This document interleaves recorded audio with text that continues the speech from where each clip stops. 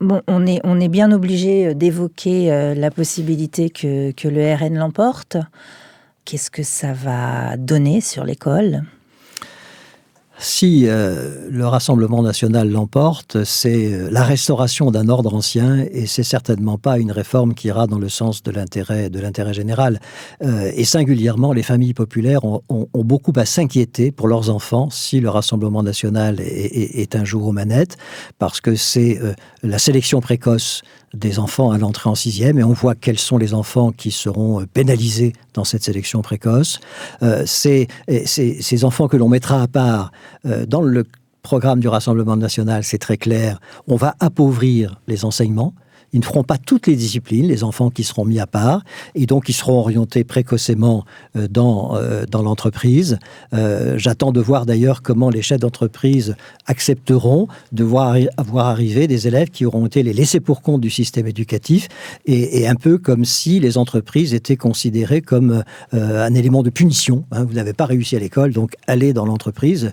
L'entreprise, c'est quand même pas le bagne. Je pense, j'attends avec intérêt les réactions des entreprises. Ensuite, le Rassemblement national aux manettes de l'éducation nationale, ce sont des enfants en uniforme. Alors, ils n'étaient pas le seul à le penser, puisque le ministre Attal voulait le faire aussi. Donc, on voit d'ailleurs bien une porosité entre droite et extrême droite sur un certain nombre de sujets.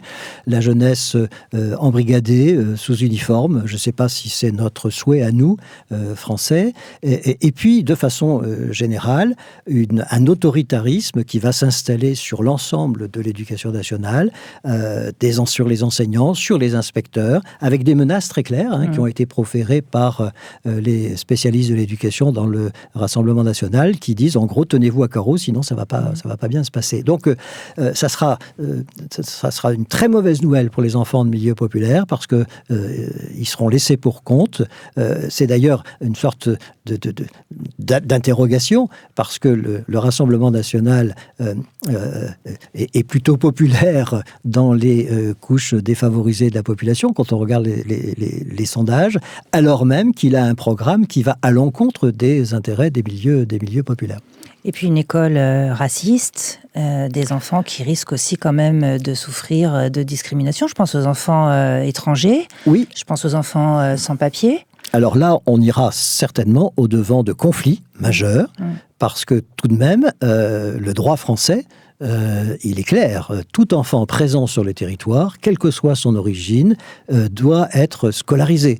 Donc là, on pourra se poser la question de savoir la légalité d'un certain nombre de mesures qui seront prises. Et pour les fonctionnaires, et ça va nous rappeler des temps anciens, malheureusement, de notre histoire, la question pour les fonctionnaires de pouvoir appliquer ou non des ordres qui seront illégaux. Encore une fois, la scolarité de tous les enfants sur le territoire est une obligation constitutionnelle.